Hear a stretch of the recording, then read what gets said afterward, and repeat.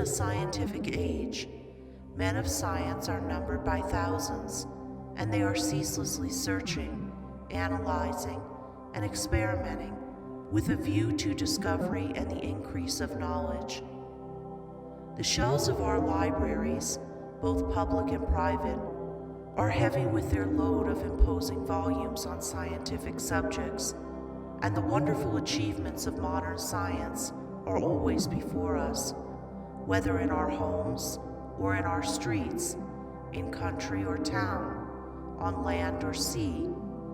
There shall we have before us some marvelous device, some recent accomplishment of science, for adding to our comfort, increasing our speed, or saving the labor of our hands.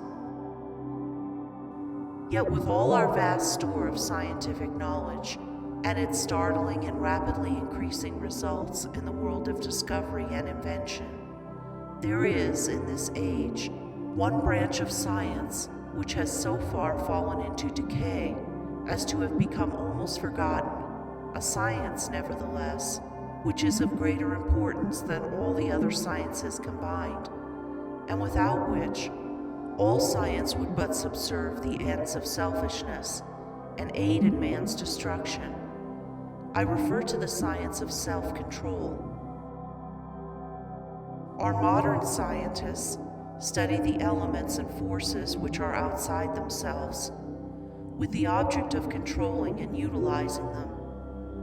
The ancients studied the elements and forces which were within themselves, with a view to controlling and utilizing them, and the ancients produced such mighty masters of knowledge in this direction that to this day they are held in reverence as gods, and the vast religious organizations of the world are based upon their achievements.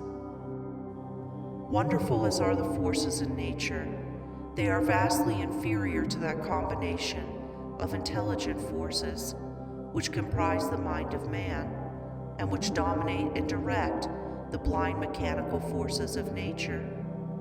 Therefore, it follows that to understand, control, and direct the inner forces of passion, desire, will, and intellect is to be in possession of the destinies of men and nations. As in ordinary science, there are, in this divine science, degrees of attainment, and a man is great in knowledge, great in himself, and great in his influence on the world, in the measure that he is great in self-control. He who understands and dominates the forces of external nature is the natural scientist, but he who understands and dominates the internal forces of the mind is the divine scientist, and the laws which operate in gaining a knowledge of external appearances operate also in gathering a knowledge of internal varieties. A man cannot become an accomplished scientist in a few weeks or months, nay, not even in a few years, but only after many years of painstaking investigation can he speak with authority and be ranked among the masters of science. Likewise, a man cannot acquire self-control and become possessed of the wisdom and peace-giving knowledge which self-control confers, but by many years of patient labor, a labor which is all the more arduous because it is silent and both unrecognized and unappreciated by others. And he who would pursue this science successfully must learn to stand alone and to toil unrewarded, as far as any outward emolument is concerned. The natural scientist pursues, in acquiring his particular kind of knowledge, the following 5 orderly and sequential steps. 1. Observation. That is, he closely and persistently observes the facts of nature. 2. Experiment. Having become acquainted by repeated observations with certain facts, he experiments with those facts with a view to the discovery of natural law. He puts his facts through rigid processes of analysis, and so finds out what is useless and what of value, and he rejects the former and retains the latter. 3. Classification. Having accumulated and verified a mass of facts by numberless observations and experiments, he commences to classify those facts, to arrange them in orderly groups, with the object of discovering some underlying law, some hidden and unifying principle, which governs, regulates, and binds together these facts. 4. Deduction.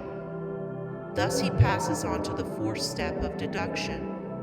From the facts and results which are before him, he discovers certain invariable modes of action, and thus reveals the hidden law of things.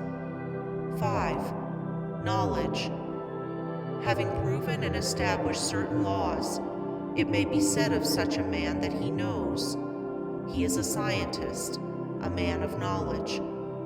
But the attainment of scientific knowledge is not the end, great as it is.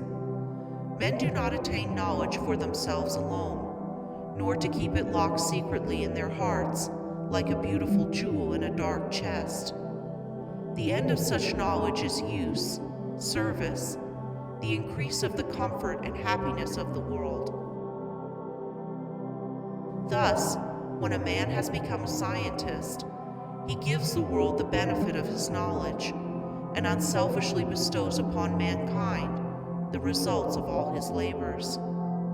Thus, beyond knowledge, there is a further step of use, that is, the right and unselfish use of the knowledge acquired, the application of knowledge to invention for the common weal.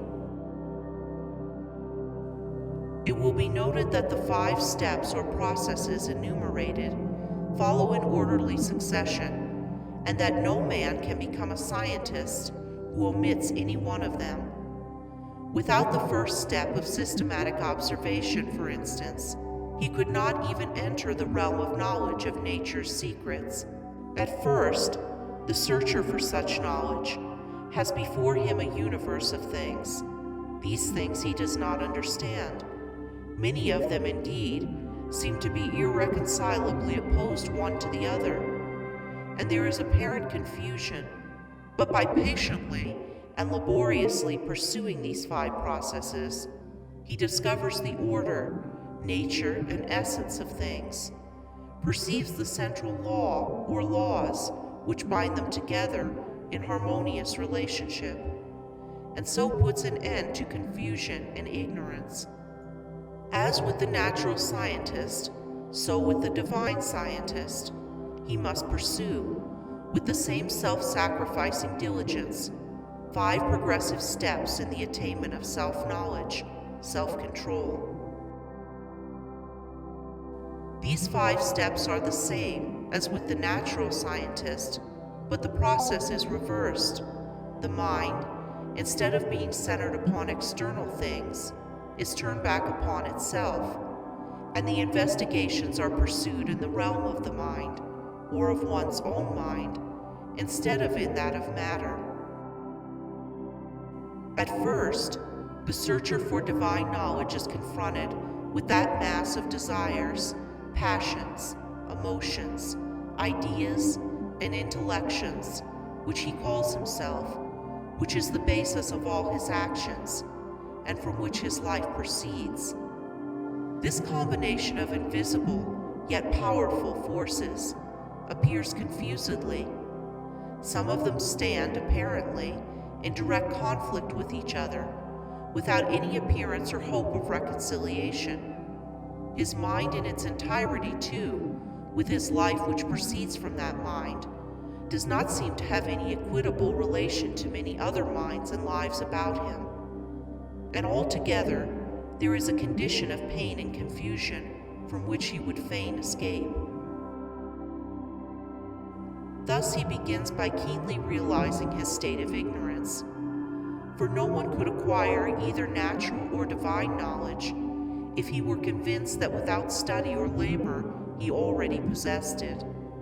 With such perception of one's ignorance, there comes the desire for knowledge, and the novice in self-control enters upon the ascending pathway, in which are the following 5 steps. 1. Introspection. This coincides with the observation of the natural scientist. The mental eye is turned like a searchlight upon the inner things of the mind, and its subtle and ever-varying processes are observed and carefully noted. This stepping aside from selfish gratifications, from the excitements of worldly pleasures and ambitions, in order to observe, with the object of understanding, one's nature, is the beginning of self-control. Hitherto, the man has been blindly and impotently borne along by the impulses of his nature, the mere creature of things and circumstances. But now he puts a check upon his impulses, and instead of being controlled, begins to control. 2. Self-analysis. Having observed the tendencies of the mind, they are then closely examined and are put through a rigid process of analysis. The evil tendencies, those that produce painful effects, are separated from the good tendencies, those that produce peaceful effects. And the various tendencies, with the particular actions they produce, and the definite results which invariably spring from these actions, are gradually grasped by the understanding, which is at last enabled to follow them in their swift and subtle interplay and profound ramifications. It is a process of testing and proving, and for the searcher, a period of being tested and proved. 3. Adjustment.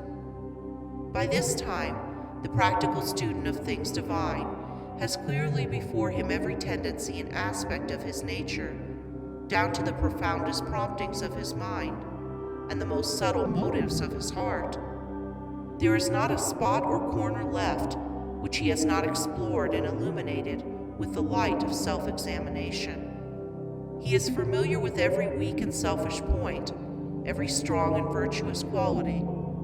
It is considered the height of wisdom to be able to see ourselves as others see us. But the practitioner of self-control goes far beyond this. He not only sees himself as others see him, he sees himself as he is. Thus, standing face to face with himself, not striving to hide away from any secret fault, no longer defending himself with pleasant flatteries, neither underrating nor overrating himself or his powers, and no more cursed with self-praise or self-pity. He sees the full magnitude of the task which lies before him, sees dearly ahead the heights of self-control, and knows what work he has to do to reach them. He is no longer in a state of confusion, but has gained a glimpse of the laws which operate in the world of thought, and he now begins to adjust his mind in accordance with those laws.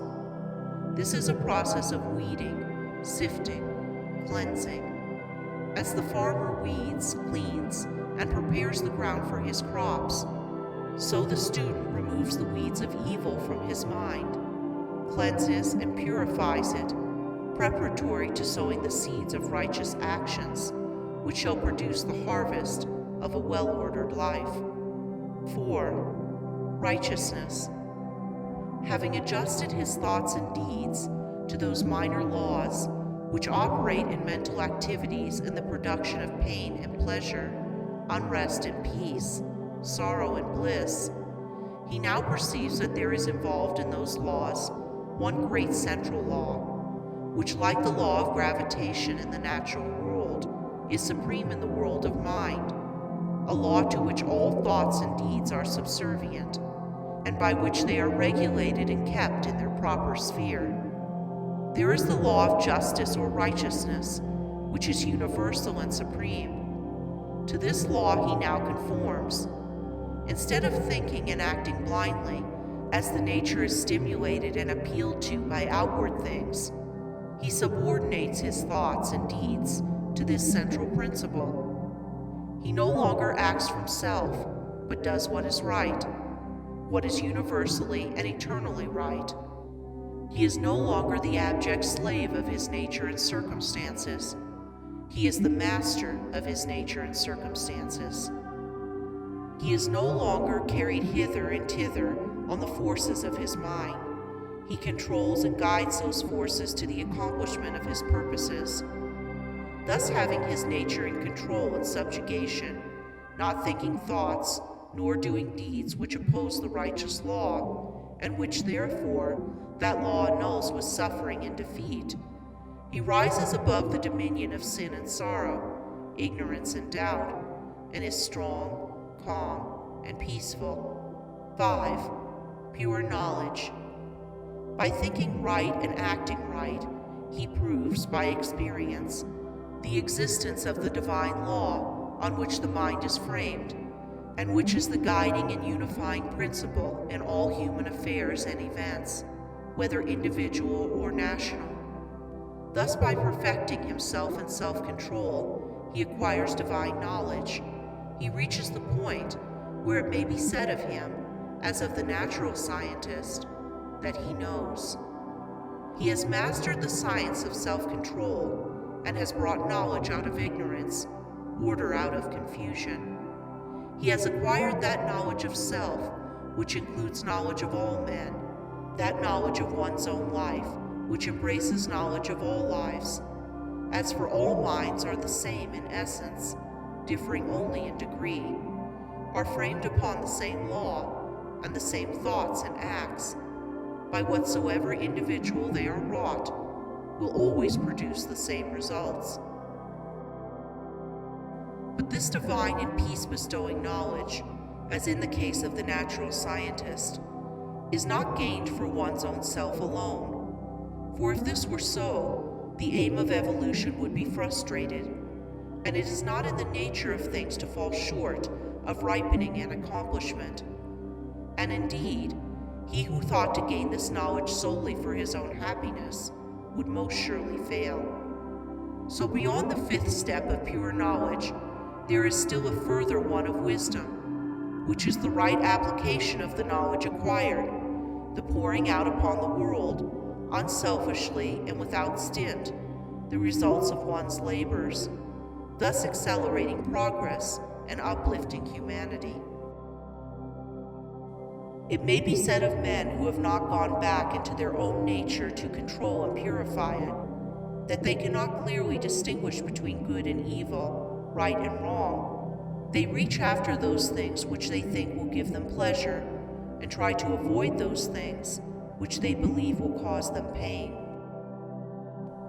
The source of their actions is self, and they only discover right painfully and in a fragmentary way, by periodically passing through severe sufferings and lashings of conscience.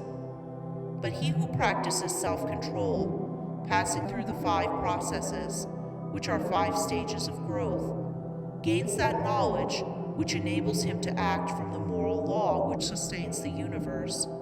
He knows good and evil, right and wrong, and thus knowing them, lives in accordance with good and right. He no longer needs to consider what is pleasant or what is unpleasant, but he does what is right. His nature is in harmony with his conscience, and there is no remorse.